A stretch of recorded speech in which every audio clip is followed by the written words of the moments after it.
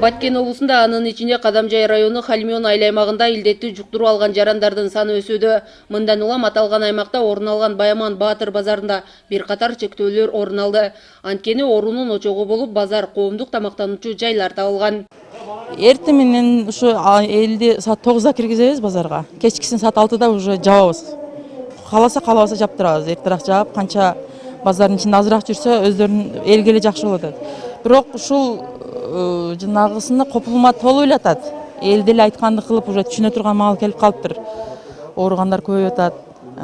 Чек араларга чыкпагыла деп анча-мынча могу жерде иштегендердин ооруп калды деген угуп айылдарга чалып атабыз. Кактан жугуздуң, эмне болдуң?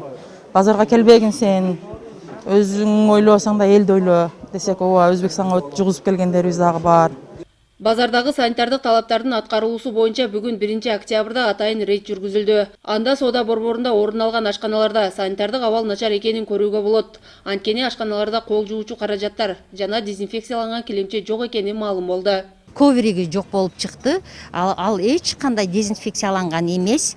Анан бирок башка каражаттары барысы бар. Кечээ күнү поваруна Хатамов Рахмадинге штраф салынган коронавирус боюнча. Анан дагы бир повар кыз маскасы жок иштеп атканын тутуп алып, аны да салып кеткенбиз врачым экөөбүз, санврачым экөөбүз.